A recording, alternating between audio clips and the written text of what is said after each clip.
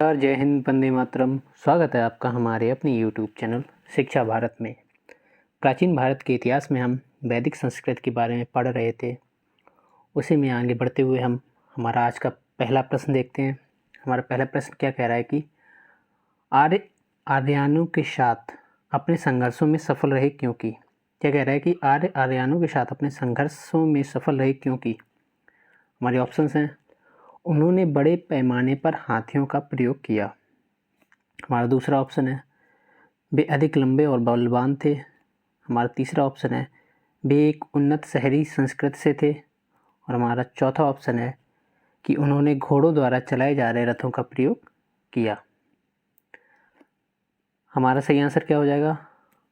हमारा सही आंसर हो जाएगा, उन्होंने घोड़ों द्वारा चलाए गए रथों का प्रयोग किया। आर्य क्या थे? आर्य अनार्यों के साथ जो उनका संघर्ष हुआ था उसमें घोड़ों ने निर्णायक भूमिका निभाई थी। और इस संघर्ष में क्या हुआ, उन्होंने अनार्यों को पराजित किया और आर्य विजय हुए। आगे बढ़ते हैं, हमारा अगला प्रश्न देखते हैं। हमारा अगला प्रश्न है कि निम्न में से योग के प्रणेता कौन थे? हमारे ऑप्शंस हैं, पतंजलि, बाणभट्ट, आत्रेय या मृदुकांता। हमारा सही आंसर क्या हो जाएगा? हमारा सही आंसर हो जाएगा ऑप्शन ए, पतंजलि। पतंजलि क्या थे? पतंजलि योग के सिद्धांत के क्या थे? प्रणेता थे। ठीक है, आगे बढ़ते हैं, हमारा अगला प्रश्न देखते हैं। प्रश्न नंबर 3 कह रहा है कि निम्न में से कौन चिकित्सक नहीं था? निम्न में से कौन चिकित्सक नहीं था? हमारे ऑप्शंस हैं, सुश्रुत, चरक, चार्वाक या धन्वंतरी। हमारा सही आंसर क्या हो जाएगा? हमारा सही आंसर हो जाएगा चार्वाक। चार्वाक क्या थे? चार्वाक चिकित्सक नहीं थे। ठीक है, ये क्या थे? ये जो दर्शन शास्त्र होता ना, ये उसके आचार्य थे। और जो बाकी जो हमारे 3 ऑप्शन हैं, जैसे सुश्रुत हो गया, चरक हो गए, धन्वंतरी हो गए, ये क्या थे? ये सभी चिकित्सक थे। ठीक है, और जो चार्वाक थे ये क्या थे? ये दर्शन शास्त्री थे। ठीक है, दर्शन शास्त्री थे या दर्शन आचार्य थे। ठीक है, आगे बढ़ते हैं, हमारा अगला प्रश्न देखते हैं। हमारा अगला प्रश्न है कि संस्कृत भाषा का पहला व्याकरणकर्ता कौन था? क्या है प्रश्न हमारा कि संस्कृत भाषा का पहला व्याकरणकर्ता कौन था? हमारे ऑप्शंस हैं, कल्हड़, मैत्रेय, कालिदास या पाणिनि। क्या ऑप्शन है हमारे? कल्हड़, मैत्रेय, कालिदास या पाणिनि। तो हमारा सही आंसर है, हमारा सही आंसर क्या है? Option D, Panini. पाणिनि को संस्कृत भाषा का व्याकरणकर्ता कहते हैं। और इन्होंने अष्टाध्यायी, ये एग्जाम में बहुत बार पूछी गई है, इन्होंने अष्टाध्यायी ग्रंथ लिखा था। ठीक है, इन्होंने अष्टाध्यायी ग्रंथ लिखा था। जो ये पाणिनि थे, इन्होंने अष्टाध्यायी ग्रंथ लिखा था और इन्होंने संस्कृत के 14 सूत्रों की रचना की थी। ठीक है, आगे बढ़ते हैं, हमारा अगला प्रश्न देखते हैं। हमारा अगला प्रश्न है कि निम्न में से किस वेद में बलि सूत्रों को शामिल किया गया है? क्या है प्रश्न हमारा कि निम्न में से जो ये 4 हमें वेद दिए हैं कि इनमें से बलि सूत्रों को किस में शामिल किया गया है? हमारे ऑप्शंस हैं, सामवेद, ऋग्वेद, यजुर्वेद या अथर्ववेद। ठीक है, देखते हैं हमारा सही आंसर क्या है। तो हमारा सही आंसर क्या है? हमारा सही आंसर हो जाएगा ऑप्शन सी, यजुर्वेद। यजुर्वेद में बलि सूत्रों को शामिल किया गया है। यहीं अगर हम सामवेद की बात करें तो सामवेद संगीत से संबंधित है। सामवेद क्या है? सामवेद संगीत से संबंधित है। वहीं अगर ऋग्वेद की बात करें तो ऋग्वेद क्या है? जो प्रारंभिक में जो आर्यों का जो विस्तार हुआ था, आर्यों का जो विस्तार हुआ था उसके बारे में बताता है, हमें उससे संबंधित है। जो ऋग्वेद है वह आर्यों के विस्तार से संबंधित है। यहीं अगर अथर्ववेद की बात करें तो है जादू टोने से संबंधित है। ठीक है, ये जादू टोने से संबंधित है। और ये यजुर्वेद तो है, इसमें बल सूत्रों को दिया गया है और ये याज्ञिक विधि विधानों से संबंधित है। ठीक है, ये याज्ञिक विधि विधानों से संबंधित है। आगे बढ़ते हैं, हमारा अगला प्रश्न देखते हैं। हमारा अगला प्रश्न है कि मनुस्मृति किस विषय वस्तु के साथ संबंधित है? हमारे ऑप्शंस हैं, अर्थशास्त्र, राज व्यवस्था, कानून या कला। क्या है हमारा प्रश्न कि मनुस्मृति किस विषय वस्तु के साथ संबंधित है। अब मनुस्मृति क्या है? मनुस्मृति जो क्या है, इसे क्या कहते हैं इसे हम मानव धर्म शास्त्र भी बोलते हैं। ठीक है, मानव धर्म शास्त्र। और यह जो प्राचीन हिंदू थे, ठीक है, उनका क्या था, उनके लिए एक बहुत ही महत्वपूर्ण ये पुस्तक थी। और इसे किसने लिखा था? मनुस्मृति को लिखने वाले कौन थे? ये थे ऋषि मनु। ठीक है, आगे बढ़ते हैं।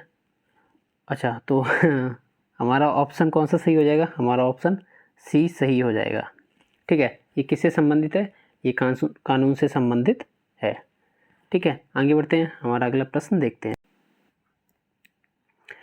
हमारा अगला प्रश्न है कि कंबोडिया के किस प्रसिद्ध मंदिर में रामायण और महाभारत के चित्र दर्शाए गए हैं? तो जो कंबोडिया है उसके किस प्रसिद्ध मंदिर में रामायण और महाभारत के चित्र दर्शाए गए हैं? हमारे ऑप्शंस हैं बोरोबुदूर, कैलाशनाथ, अंकोर वाट या बृहदेश्वर मंदिर। ठीक है, ये हमारे 4 ऑप्शंस हैं। देखते हैं हमारा सही आंसर क्या है। हमारा सही आंसर क्या है? हमारा सही आंसर है ऑप्शन सी, अंकोर वाट मंदिर। ठीक है, तो जो अंकोर वाट मंदिर है कंबोडिया का है, ये बहुत ही फेमस मंदिर है। और क्या है, यहाँ पे जो ये मंदिर बना है, इस मंदिर के ऊपर क्या रामायण और महाभारत के चित्रों को दर्शाया गया है। ठीक है, ये विश्व के बड़े मंदिरों में से एक है। आगे बढ़ते हैं, हमारा अगला प्रश्न देखते हैं। हमारा प्रश्न नंबर 8 कह रहा है कि उपनिषद शब्द का शाब्दिक रूप से क्या अर्थ है। ठीक है, क्या कह रहा है कि उपनिषद शब्द का शाब्दिक रूप से क्या अर्थ है या यह अर्थ होता है। तो हमारे ऑप्शंस हैं ज्ञान, प्रज्ञता या बुद्धिमत्ता जिसे बोलते हैं, पास बैठना या सरस्वर पाठ। ठीक है, तो जो उपनिषद शब्द का शाब्दिक अर्थ क्या है कि गुरु के पास बैठकर ज्ञान लेना। ठीक है, क्या है, पास बैठकर, तो उपनिषद का मतलब क्या हो जाएगा? पास बैठना। ठीक है, अगला प्रश्न देखते हैं।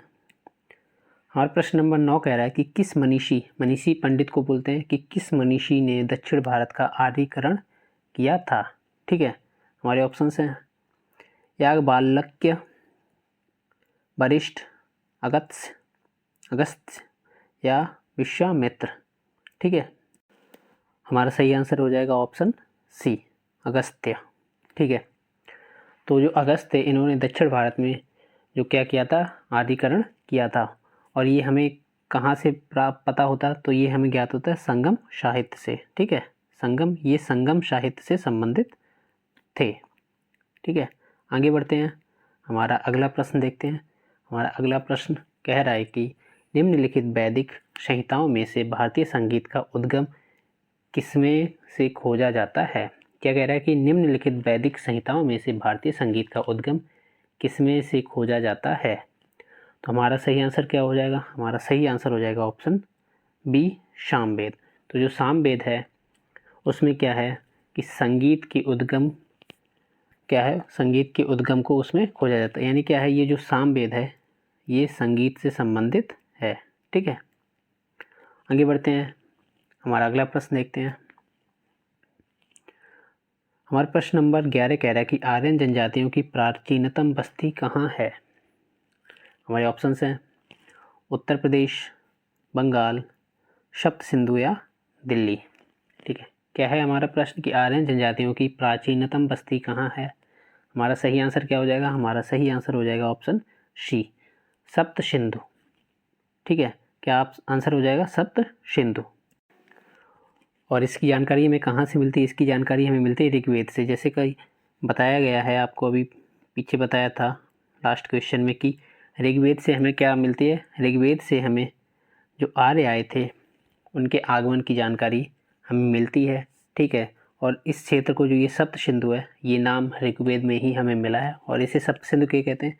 क्योंकि ये सिंधु और इसकी 7 सहायक नदियों क्या थी। ये सप्त सिंधु का मतलब है सिंधु और इसकी 7 सहायक नदियाँ। ठीक है, आगे बढ़ते हैं। हमारा अगला प्रश्न देखते हैं। पंचतंत्र के लेखक कौन हैं? हमारे ऑप्शंस हैं वाल्मीकि, वेद व्यास, विष्णु शर्मा या तुलसीदास। तो पंचतत्व के लेखक कौन है? तो पंचतत्व के लेखक हैं विष्णु शर्मा। पंचतंत्र विष्णु शर्मा ने लिखी है। अगला प्रश्न देखते हैं। प्रश्न नंबर 13 कह रहा है कि भारत पर पहला आक्रमण किसने किया था? हमारे ऑप्शंस हैं आर्यों ने, ग्रीक, पर्शियन या अरब। तो आर्यों, तो जो भारत पर पहला आक्रमण किया था वह किसने किया था? वह आर्यों ने किया था। ठीक है, भारत पर जो पहला आक्रमण किया था ये आर्यों ने किया था। आगे बढ़ते हैं, हमारा अगला प्रश्न देखते हैं कि निम्न में से विषम चुनिए। हमारे ऑप्शंस हैं सामवेद, यजुर्वेद, विष्णु पुराण या ऋग्वेद। ठीक है, तो हमारा सही आंसर क्या हो जाएगा? आपको जैसे कि यहाँ पे दिख रहा है ये सभी जो 3 दिए हैं ये क्या है? ये वेद है, और यहाँ पे ये जो दिया है हमें ये विष्णु पुराण है। ठीक है, तो ये वेद हैं, ये वेद के प्रकार हैं जो सामवेद, यजुर्वेद, ऋग्वेद दिए हैं, और जो पुराण है ये क्या है? ये एक पुराण है, इसलिए ये इन सबसे अलग है, विषम है। तो हमारा सही आंसर हो जाएगा ऑप्शन सी। आगे बढ़ते हैं। प्रश्न नंबर 15 कह रहा है कि प्रसिद्ध गायत्री मंत्र किससे लिया गया है? तो हमारे ऑप्शंस हैं यजुर्वेद, अथर्ववेद, ऋग्वेद या सामवेद। ठीक है, तो क्या है प्रश्न हमारा कि प्रसिद्ध जो गायत्री मंत्र है हमारा वह किससे लिया गया है? तो हमारा सही आंसर हो जाएगा ऑप्शन सी, ऋग्वेद। जो प्रसिद्ध गायत्री मंत्र है यह ऋग्वेद से लिया गया है, और ये ऋग्वेद के किस मंडल में है? ये ऋग्वेद के 3रे मंडल में है। किस मंडल में है? ये ऋग्वेद के 3रे मंडल में है। ठीक है, और यह जो मंत्र है, ये जो गायत्री मंत्र है ये किसको समर्पित है? तो ये सूर्य देवता को समर्पित है। ठीक है, ये सूर्य देवता को समर्पित है। आगे बढ़ते हैं, हमारा अगला प्रश्न देखते हैं। प्रश्न नंबर 16 कह रहा है कि निम्नलिखित नामों में से प्राचीन भारत के चिकित्सकों की पहचान कीजिए। हमारे ऑप्शंस हैं चरक, सुश्रुत और भरत, चरक, सुश्रुत और पतंजलि, चरक, सुश्रुत और पतंजलि, या ऑप्शन डी चरक, वात्स्यायन और बाणभट्ट। हमारा जो सही आंसर हो जाएगा वो होगा बी और सी दोनों, क्योंकि क्या है दोनों में एक ही जो चिकित्सक हैं वो दिए गए हैं, और ये तीनों ही सही हैं। जो चरक, सुश्रुत और पतंजलि ये क्या है? ये तीनों ही चिकित्सक थे। और चरक की बात करें तो ये जो चरक थे ये कनिष्क के समकालीन थे। जो कनिष्क थे उनके समकालीन थे। ठीक है, चरक किसके समकालीन थे? कनिष्क के। वहीं अगर पतंजलि और की बात करें तो पतंजलि पुष्यमित्र शुंग के समकालीन थे। पतंजलि किसके समकालीन थे? पतंजलि पुष्यमित्र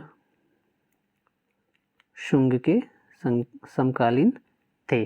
ठीक है, आगे बढ़ते हैं, हमारा अगला प्रश्न प्रश्न नंबर 17 कह रहा है कि उपनिषद क्या है? हमारे ऑप्शंस हैं महाकाव्य, कथा संग्रह, हिंदू दर्शन के स्रोत या कानून की पुस्तकें।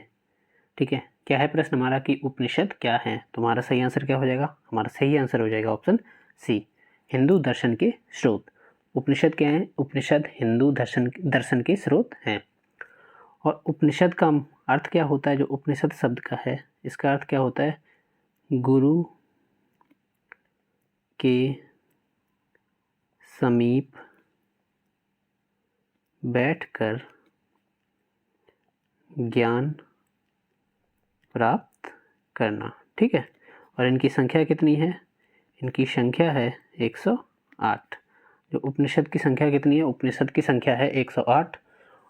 और उपनिषद का अर्थ क्या होता है? गुरु के समीप बैठकर ज्ञान प्राप्त करना है। ठीक है, तो ये था हमारा आज का वीडियो। आज की वीडियो में हमने जो वैदिक संस्कृत से इम्पोर्टेंट क्वेश्चंस थे इन्हें कवर किया। ये सारे क्वेश्चंस प्रीवियस ईयर्स में आए हुए हैं, तो बहुत ही इम्पोर्टेंट वीडियो है।